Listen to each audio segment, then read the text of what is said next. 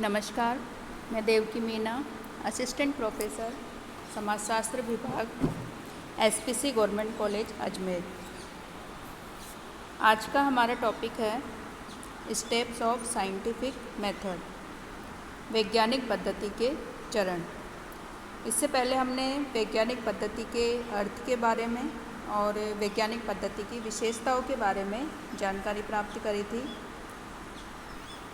यानी कि कोई भी जब हम अध्ययन करते हैं, अध्ययनकर्ता के द्वारा किसी विषय के बारे में अध्ययन किया जाता है या कोई रिसर्च या अनुसंधान कार्य किया जाता है, तो वैज्ञानिक निष्कर्षों तक पहुंचने के लिए और सही नियमों और सिद्धांतों का प्रतिपादन करने के लिए, सही सिद्धांत बनाने के लिए अध्ययनकर्ता को कुछ निश्चित स्टेप्स या चरणों से होकर गुजरना पड़ता है।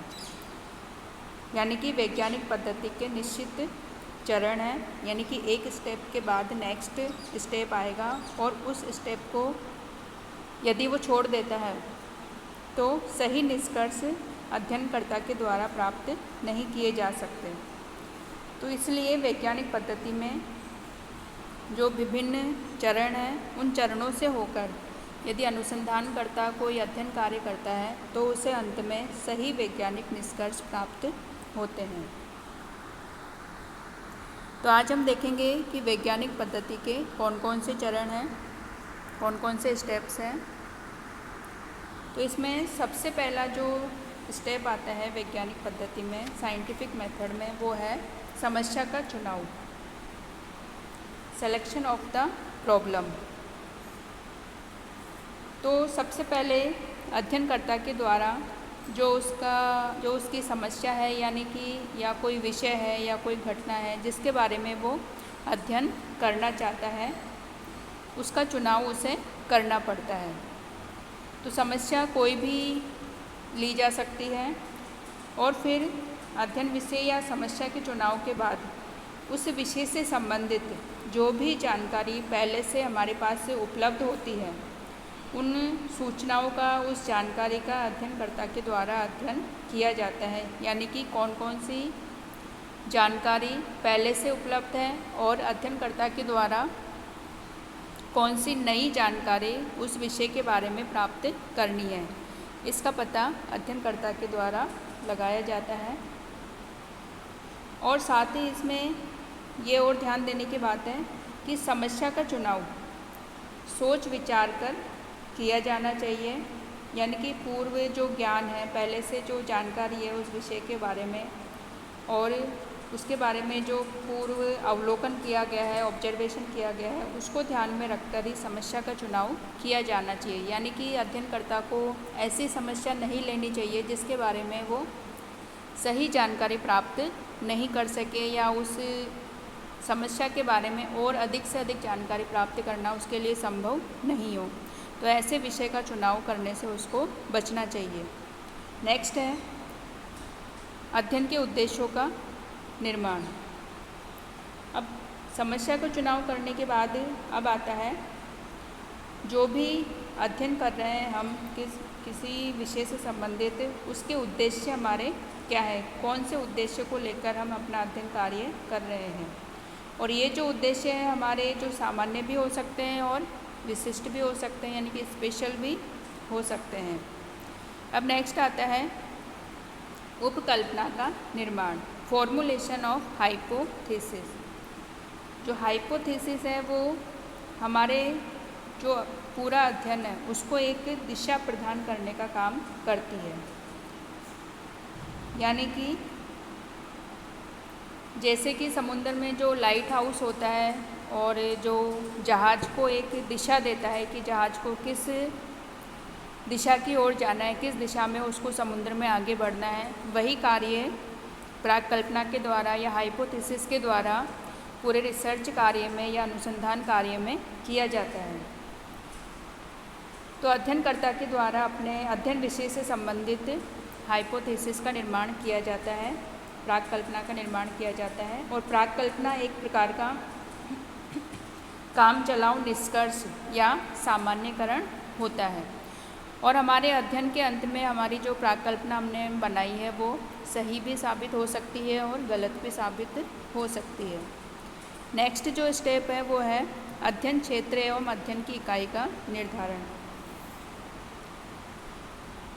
इसके अंतर्गत जो अध्ययनकर्ता होता है अपने अध्ययन क्षेत्र को निश्चित करता है, यानी किस अध्ययन क्षेत्र का उसे अध्ययन करना है, और उसके लिए जान लेना बहुत ज़रूरी है, क्योंकि अध्ययन क्षेत्र निश्चित कर लेने से जो व्यर्थ की जो बातें हैं या व्यर्थ के जो डेटा है वो सिलेक्शन से बचा जा सकता है।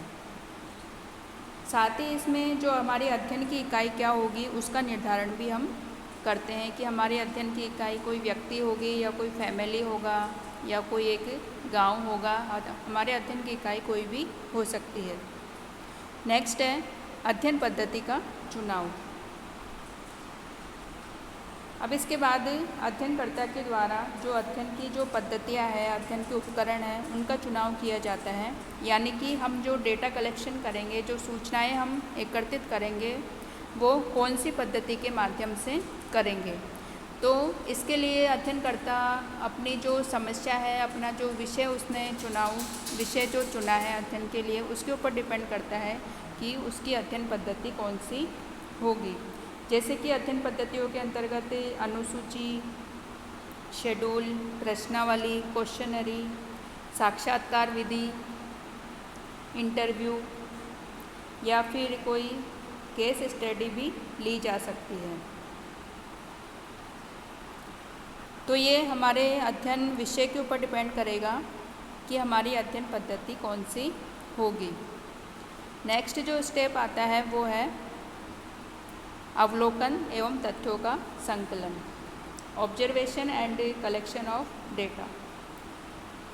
इसके अंतर्गत अब अध्ययन पद्धतियों के चुनाव के बाद अध्ययनकर्ता अवलोकन के अंतर्गत खुद अपने अध्ययन क्षेत्र में जाता है और घटना से संबंधित जो भी उसका अध्ययन विषय है उससे संबंधित तथ्यों का चुनाव करता है।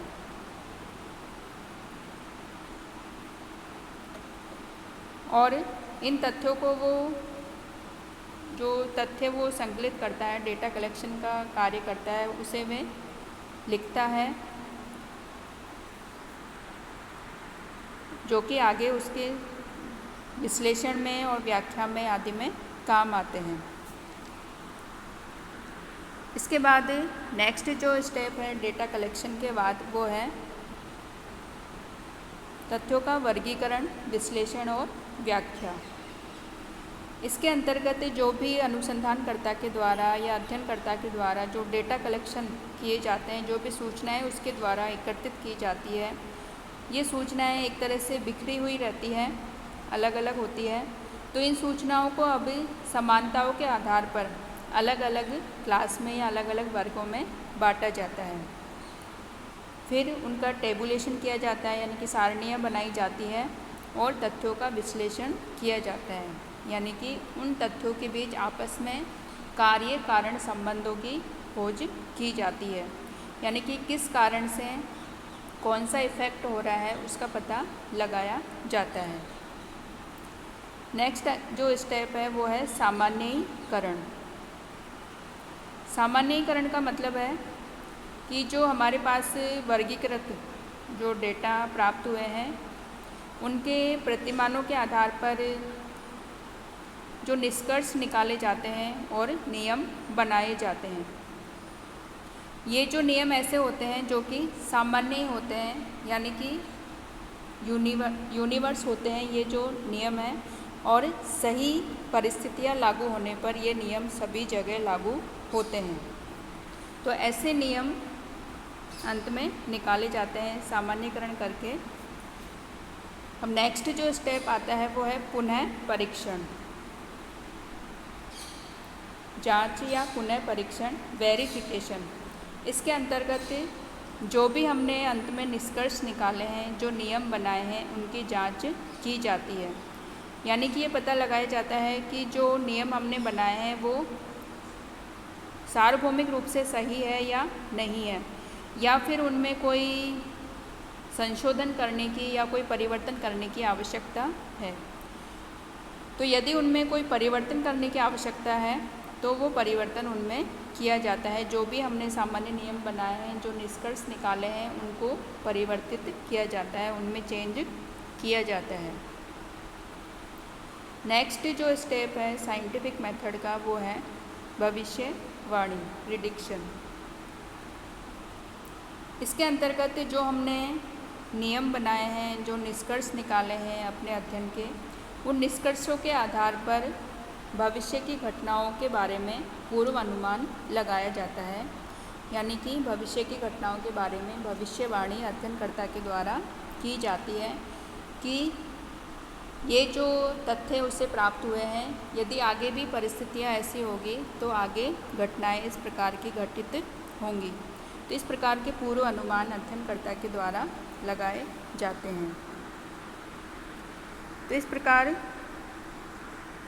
साइंटिफिक मेथड के ये विभिन्न चरण हैं और किसी भी अध्ययनकर्ता के द्वारा किसी विषय की या जो सब्जेक्ट मैटर है उसमें वैज्ञानिक पद्धति के ये जो चरण हैं, इनको काम में लेते हुए उसका अध्ययन किया जाता है तो सही निष्कर्ष प्राप्त होते हैं।